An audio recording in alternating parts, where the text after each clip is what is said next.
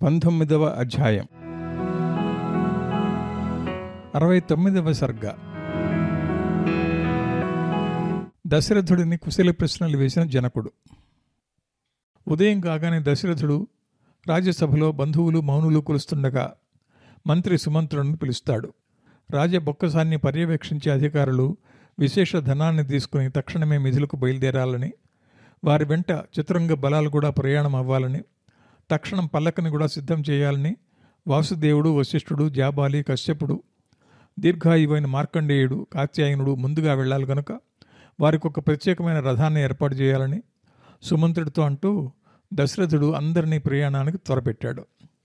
ఇలా రాజేంద్రుడైన దశరథుడు మునిరాజుల గుంపు తనను కొలుస్తూ తన వెంట వస్తుంటే సేనా సమూహాలతో కూడిన ఇంద్రుడి వలె మిక్కిలి సంతోషంగా 5వ రోజు పగటిపూటకల్లా విదేహ నగరం చేరుకుంటాడు. ఆయన రాకను తెలుసుకున్న జనకుడు మిక్కిలి సంతుష్టిగల మనస్సుతో దశరథుడి వద్దకొచ్చి ముసలి రాజును పూజించి ఇలా అంటాడు: రాజసత్తమా, నీకు స్వాగతం. నా భాగ్యం ఫలించినందునే నా పట్టణానికి వచ్చావు. నీ కొడుకుల శౌర్యం వల్ల కలిగిన సంతోషాన్ని మనసారా అనుభవించు. దశరథ రాజచంద్ర, నా అదృష్టం వల్ల నిన్ను ఈరోజు దర్శించుకునే పుణ్యం కలిగింది. నా భాగ్యం వల్ల బ్రాహ్మణులతో కలిసి వచ్చిన వశిష్ఠుడిని చూడగలిగాను. నా పుణ్య పరిపాకం వల్ల విఘ్న సమూహాలన్నీ నాశనమయ్యాయి. నా పుణ్యం మంచిదైనందున సూర్యవంశపు రాజులతో విజయమాడే అవకాశం కలిగింది. మిక్కిలి బలవంతులైన మీతో బంధుత్వం కలుస్తున్నందువల్ల మా వంశం అతి పూజ్యమైంది. నీ దయ వల్ల నా కోరికలన్నీ నెరవేరుతున్నాయి. రేపు ప్రాతకాలం యజ్ఞం అయిన తర్వాత శాస్త్ర సమ్మతమైన రీతిలో మహర్షులకి ఇష్టమైన విధంగా పరిణయం చేయండి. సమాధానంగా దశరథుడు సంతోషంతో ఇలా చెప్పాడు: దానం దాతవశమని పూర్వం పెద్దలు అంటుంటే విన్నాను. దాతవు నీవే. నువ్విలా చెప్తే అలాగే ప్రవర్తిస్తాను. నీకు నేను కొత్తవాడని కాదు కదా. దశరథుడు గొప్ప రాజు అయినందున ఎంత రాజసంగా మాట్లాడుతాడోనని తలచిన జనకుడు వినయంగా ఆయన ఇచ్చిన సమాధానానికి ఆశ్చర్యపోయాడు. దశరథుడి వెంట వచ్చిన ముని సమూహమంతా అక్కడే సుఖంగా ఉన్నారు. దశరథుడు తన కొడుకులను చూచి సంతోషంతో వారితో ముచ్చట్లాడుకుంటూ గడిపాడు. జనకుడు యజ్ఞం పూర్తి చేసి కూతురిని పెళ్లి కూతురుగా తయారు చేశాడు. 70వ సర్గ. జనకుడికి సూర్యవంశ క్రమాన్ని చెప్పిన వశిష్ఠుడు. జనక మహారాజు ఉదయమే నిద్రలేచి ప్రాతసంధ్యాది కృత్యాలను తీర్చుకుని పురోహితుడైన శతానందుడితో తన తమ్ముడు ప్రస్తావన తెచ్చాడు. ఇక్షుమతి నదీ తీరంలో ఉన్న పుష్పకం లాంటి సాంకాస్య నగరాన్ని నీతి ధర్మం తప్పకుండా తన తమ్ముడు కుశధ్వజుడనే రాజు పాలిస్తున్నాడని అంటాడు. తను చేసిన యజ్ఞాన్ని వాడు కాపాడిన విషయం జనకుడు గుర్తు చేసుకున్నాడు. వాడిని చూడాలనుకుంటున్నానని, జరగనున్న వివాహ మహోత్సవం వాడితో కలిసి అనుభవించాలని ఉందని, కాబట్టి అతడిని తీసుకొచ్చేందుకు శీఘ్రంగా పోగలిగే దూతలను పంపాలని చెప్పి ఆ పనికి తగిన వారిని పంపించాడు. రాజాజ్ఞ ప్రకారం వేగంగా పోయే గుర్రాలపై దూతలు ఆలస్యం చేయకుండా ప్రయాణం చేసి కుశధ్వజుడికి జనక మహారాజు చెప్పిన వార్తను తెలియజేశారు. అన్న రమ్మనగానే బయలుదేరి వచ్చిన కుశధ్వజుడు సంతోషాతిశయంతో అన్నకు పురోహితుడికి నమస్కరించి తన ఆసనంపై కూర్చున్నాడు. అన్నదమ్ములిద్దరూ తమ ఆసనాలపై కూర్చుని మాట్లాడుకుంటూ ముఖ్యమంత్రి సుధాముడిని పిలిచి దశరథ మహారాజు దగ్గరికి పోయి ఆయనను మంత్రులతోనూ పుత్రులతోనూ వెంటబెట్టుకుని తీసుకుని రమ్మంటాడు. సుధాముడు జనకుడు చెప్పినట్లే దశరథుడు విడిది చేసిన శిబిరానికి పోయి ఆయనకు శిరస్సుతో నమస్కరించి పురోహితుడితో ఉన్న జనక మహారాజు దశరథుడిని చూడాలనుకుంటున్నాడని చెప్పాడు.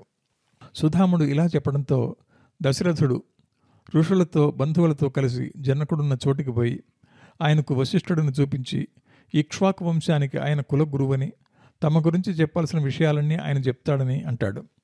కార్యాలన్నీ సాధించగల శక్తి వశిష్ఠుడికి ఉందని, విశ్వామిత్రుడు ఇతర మునీశ్వరులు అనుమతిస్తే తమ వంశ విధాన్ని వశిష్ఠుడు సందేహానికి ఏమాత్రం తావు లేకుండా చెప్తాడని అని మౌనంగా కూర్చుంటాడు.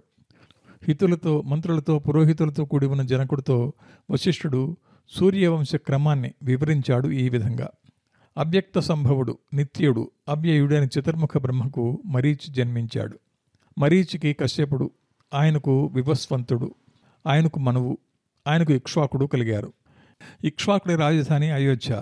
ఇక్ష్వాకుడి తనయుడు కుక్షుకి వికుక్షి, అతడికి బాణుడు, అతడికి అనరణ్యుడు, అతడికి పృథుడు, అతడికి త్రిశంకుడు, అతడికి దుందుమారుడు, అతడికి మాంధాత, అతడికి సుసంధి కలిగారు. సుసంధికి ధ్రువసంధి, ప్రసేనజిత్తు అనే 2 కుమారులు కలిగారు. ధ్రువసంధి కొడుకు భరతుడు, అతడి కొడుకు యశితుడు.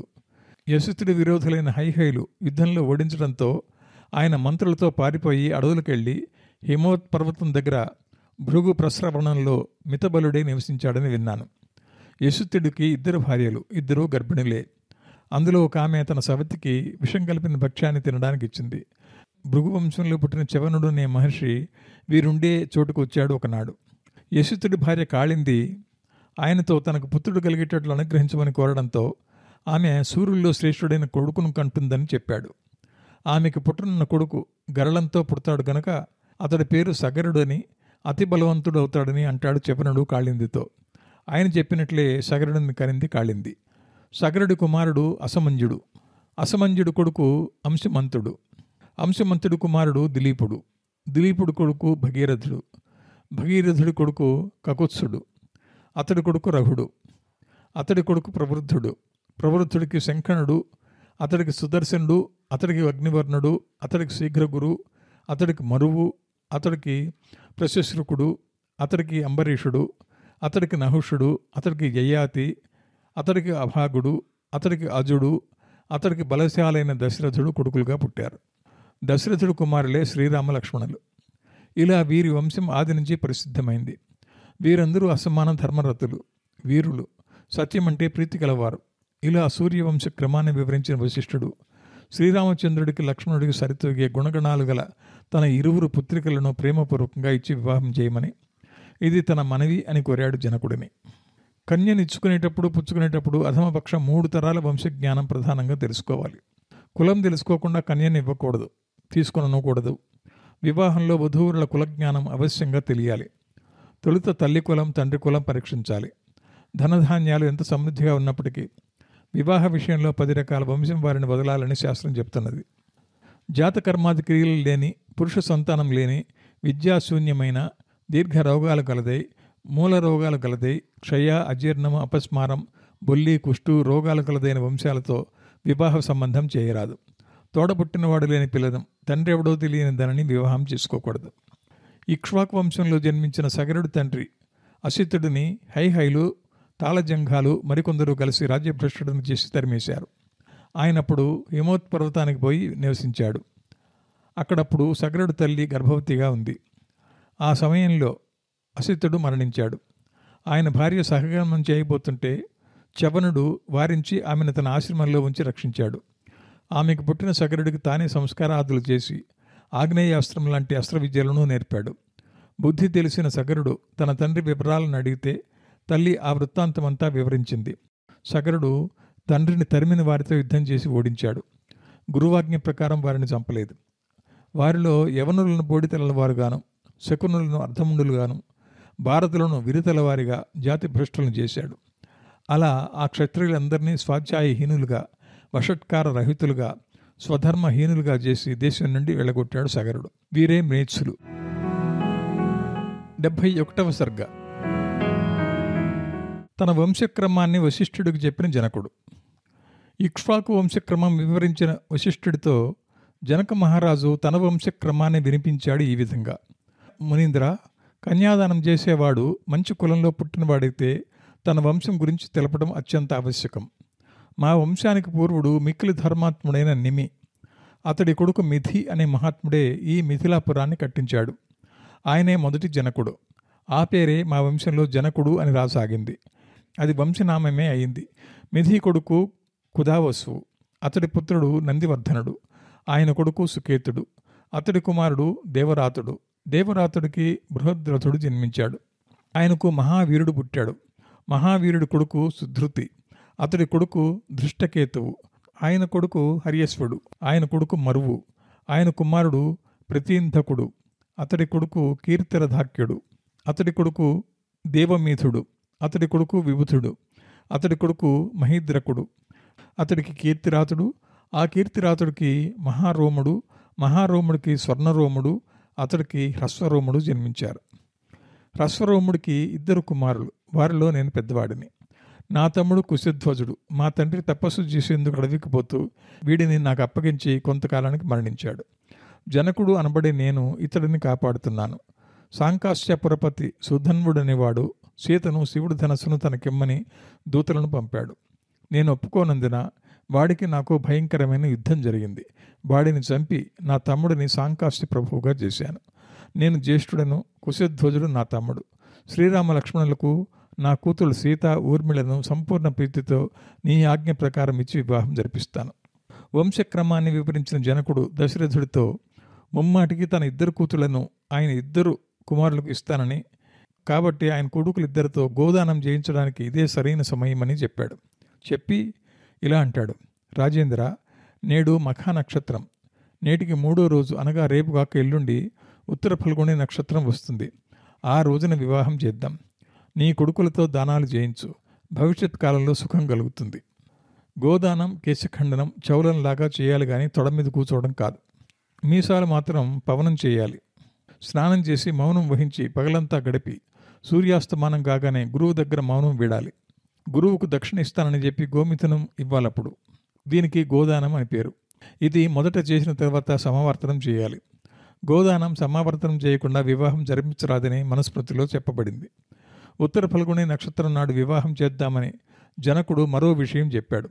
ఉత్తర ఫల్గుణి నక్షత్రం శ్రీరామచంద్రమూర్తికి శుభకరమే కానీ సీతకు జన్మ నక్షత్రం అయినా కానీ తిథి వార నక్షత్ర దోష శాస్త్ర ప్రకారం అభిజిత్ సర్వదోషఘ్నం అయినందున ఆ లగ్నమే మంచిది. అదే నక్షత్రంలో మొదటి పాదం తర్వాత ఆమెది కన్యా రాశి అయినందున తృతీయ ఏకాదశి రూప నక్షత్ర కూట శుద్ధి కావడంతో నక్షత్ర దోషం లేదు. అయినా భార్యాభర్తలిద్దరికీ ఏకనాడి అయినందున వియోగ ప్రాప్తి అంటారు. 72వ సర్గ. గోదాన వివరణ. జనక మహారాజు ఇలా తమ వంశక్రమాన్ని చెప్పి శ్రీరామ లక్ష్మణులకు తన ఇద్దరు కూతుళ్ళైన సీతా ఊర్మిళను ఇచ్చి వివాహం జరిపించుదామని చెప్పిన తర్వాత విశ్వామిత్రుడు వశిష్ఠుడు ఆలోచించి మరో ప్రతిపాదన చేశారు. ఆ విషయం చెప్పడానికి ముందు జనకుడి వంశం దశరథుడి వంశం రెండూ తెలుసుకోవాలన్నంత మహిమ గలవని, మిక్కిలి గొప్పవని, వారిని మించిన వారెవరూ లేరని, సౌందర్యంలో సంబంధంలో రామలక్ష్మణులకు సీతా ఊర్మిళకు సరిసమానమని అంటూ జనకుడు చెప్పింది తమకు సమ్మతమేనని దశరథుడి పక్షాన తెలియజేశారు. జనకుడి తమ్ముడైన కుశధ్వజుడి ఇరువురు పుత్రికలను దశరథుడి కుమారులైన భరత శత్రుఘ్నులకు ఇచ్చి వివాహం చేయమని కోరారు. సౌందర్యంలో, భుజబలంలో, ప్రాయంలో దశరథుడి 4 కుమారులు సమానమైన వారని, అందరూ దిక్పాలుల వలె బలశాలురని, ఆనందించదగిన వారని, రామలక్ష్మణులకు సీతా ఊర్మిళల ఈడు జోడు ఎలా బాగుంటుందో అలాగే భరత శత్రుఘ్నులకు కుశధ్వజుడి కుమార్తెలు ఇరువురు ఈడు జోడు బాగుంటుందని లోకులు శ్లాఘిస్తారని చెప్పారు. విశ్వామిత్ర వశిష్ఠులు చెప్పిన దానికి జనకుడు అంగీకరిస్తూ తమ ఇరువురు వంశాలు సమానమని, పరస్పర సంబంధం చెల్లుతుందని వారు అన్నారంటే సూర్యవంశపు రాజులతో తమ వంశపు రాజులను సమానం చేసి తమను పావనం చేయడమేనని అంటాడు. సంతోషంతో కుశధ్వజుడి ఇరువురు పుత్రికలను భరత శత్రుఘ్నులకు ఇస్తానని, 4 ఒకే రోజున వివాహం చేస్తానని, ఒకే రోజున 4 కోడళ్లను సంపాదించుకుని దశరథుడు సంతోషించవచ్చని అంటాడు జనకుడు. ఎల్లుండి ఉత్తర ఫల్గుని. దానికి అధిపతి భృగుడు అనే ప్రజాపతి. ఆయన శుభకరుడు కాబట్టి ఉత్తర ఫల్గుని ఉత్తమం అని అందరూ ప్రశంసిస్తారు. నేను మీ శిష్యుడను, మీ దయకు పాత్రుడను. మీరు నాకు గొప్ప ధర్మాన్ని చెప్పారు. ఋషీశ్వరులారా, మీరు ఈ 3 ఆసనాల మీద కూర్చోండి. నా రాజ్యం, తమ్ముడి రాజ్యం, దశరథుడి రాజ్యం అన్నీ మీవే కదా. దశరథుడికి ఇక్కడ ఎంత స్వతంత్రం ఉంటుందో అంతే నాకు అయోధ్యలో ఉంటుంది కదా. ఇది అయోధ్య నా సొంతమే. అయోధ్య ఇది దశరథుడి సొమ్మే. కాబట్టి మీ యోగ్యతకు తగిన విధంగా కార్యభారం వహించండి. సందేహించవద్దు. దోషం ఏదైనా జరిగితే ఆ తప్పు మీదే, నాది కాదు. ఈ రాజ్యంలో తప్పు జరిగితే దోషం మీకు తగులుతుంది అని కలుపుగోలుగా జనకుడు అన్నాడు. ఆ మాటలకు మెచ్చిన దశరథుడు, మీ ఇరువురు అన్నదమ్ములు అమితమైన కళ్యాణ గుణాలు ఉన్నవారు. కోటానుకోట్ల రాజులు, మునిశ్రేష్ఠులు పూజించే పుణ్యాత్ములు మీరు. మీకు తెలియందేదీ లేదు. కార్యభారం అన్నీ తెలిసిన వారి మీద ఉండాలి కానీ ఏమీ తెలియని మా మీద వేస్తే ఫలితం లేదు. తెలివి తక్కువగా మేము ఏదైనా లోపం చేస్తే అన్నీ తెలిసిన జనకుడు ఏం చేస్తున్నాడని మిమ్మల్ని నిందిస్తారు. కాబట్టి మీరేం చెప్తే అదే చేస్తాం అని జనకుడితో చెప్పాడు. నాంది మొదలైన కార్యక్రమాలు జరిపించాలనంటూ విశ్వామిత్ర వశిష్ఠులతో కలిసి విడిదికి పోయాడు. తన విడిదికి పోయిన దశరథుడు నాంది కార్యక్రమాలను జరిపించి ఉదయమే నిద్రలేచి తన ప్రియమైన కొడుకులను పిలిచాడు.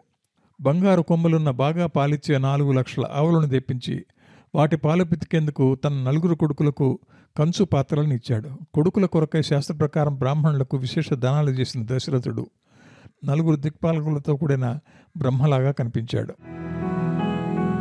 73వ సర్గ. దశరథుని చూసేందుకు వచ్చిన యుధాజిత్తు. గోదానం జరిగిన రోజునే కేకయ్య రాజకుమారుడు మేనల్లుడు భరతుడిని, బావగారు దశరథుడిని చూడటానికి వచ్చాడు. తండ్రి పంపగా వచ్చిన కేకయ్య రాజకుమారుడు యుధాజిత్తు భరతుడిని తీసుకుపోయేందుకు తాను అయోధ్యకు పోయానని, వారంతా పెళ్లికై మిథిలకు వచ్చారని విని ఇక్కడికి వచ్చానని ఉభయ కుశలోపరి దశరథుడితో అంటాడు. సంతోషించిన దశరథుడు బావగారిని తగిన మర్యాదలతో గౌరవించాడు. ఆ రాత్రి కొడుకులతో వినోదంగా గడిపి దశరథుడు మర్నాడు ఉదయం తూర్పు తెల్లవారుతుండగానే కాలకృత్యాలు తీర్చుకుని యజ్ఞభూమికి చేరుకున్నాడు. అందమైన ఆభరణాలను ధరించి కంకణం కట్టుకుని రామచంద్రమూర్తి మంచి ముహూర్తంలో తమ్ములతో కలిసి వచ్చాడక్కడకు. వశిష్ఠుడు ఇతర మునీంద్రులు ముందుండి తమ వెంట వస్తుంటే యజ్ఞభూమి ప్రవేశించాడు దశరథుడు. అలా ప్రవేశిస్తుండగానే వశిష్ఠుడు జనకరాజును చూచి దాత కొరకు దశరథుడు వేచి ఉన్నాడని చెప్పాడు.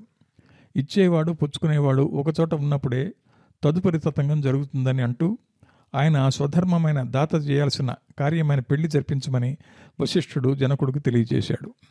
జవాబుగా, మునీంద్ర, ఇక్కడ కొత్తవారెవరు? ఎందుకంత ఆలస్యం చేశారు? ఇంతకు ముందే కార్యం ఆరంభం చేయకుండా మీకు ఎవరైనా అడ్డం వచ్చారా? కార్యం జరిపించేందుకు ఎవరి ఆజ్ఞ కొరకు వేచి ఉన్నారు? నా రాజ్యమంతా మీదేనని ముందే చెప్పాను కదా. అలాంటప్పుడు ఈ ఇల్లు కూడా మీదే కదా. అలంకరించుకుని పెళ్లి కూతుళ్ళ వేషాల్లో నా నలుగురు కుమార్తెలు సంతోషంగా వేదిలోని అగ్నివలే వెలుగుతూ మంటపం దగ్గరే ఉన్నారు. సర్వం సిద్ధంగా ఉంది. మీరింకా రాలేదని మీ రాక కొరకు ఎదురు చూస్తున్నాను. ఎందుకు ఆలస్యం చేస్తున్నారు? నేను చేయాల్సిన కార్యమంతా చేశాను. మిగిలిన కార్యం చేయాల్సిన వారు మీరే అని జనకుడు వశిష్ఠుడికి చెప్పగానే ఆ విషయాన్ని దశరథుడికి చెప్పేందుకు దూతలను పంపాడు ఆయన. అది విన్న దశరథుడు తన కొడుకులను మహర్షులను యజ్ఞశాలకు పంపారు. వశిష్ఠుడితో జనకుడు ఇతర ఋషీశ్వరులతో కలిసి త్రిలోకాభిరాముడైన రామచంద్రమూర్తికి శీఘ్రంగా సంతోషంగా వివాహ సంబంధమైన కార్యాలన్నీ జరిపించమని అన్నాడు. అలానే జరిపిస్తానన్న వశిష్ఠుడు తనకు సహాయంగా విశ్వామిత్రుడు, శతానందుడు తోడుండగా వివాహ సంబంధమైన కార్యక్రమం చేపట్టాడు. చలువ పందిరిలో శాస్త్ర ప్రకారం వేదిని తీర్చి పూలతో పరిమళ ద్రవ్యాలతో దానిని అలంకరించి మెరుస్తున్న బంగారు పాలికలతో మొలకెత్తిన శుభకరమైన అడుగులేని పాత్రలతో, జిగుళ్ళు గల మూకళ్లతో, ధూపమున్న ధూప పాత్రలతో, సృక్కులు, శృవాలు, అర్ఘ్యం, పేలాలతో నిండిన స్వచ్ఛ పాత్రలతో, పచ్చని అక్షతలతో వేదిని నింపాడు వశిష్ఠుడు. మంత్రాలు పఠిస్తూ పరిశుద్ధమైన దర్భలను పరిచి శాస్త్రోక్తంగా వేదిలో అగ్నిని ఉంచి వశిష్ఠుడు హోమం చేశాడు.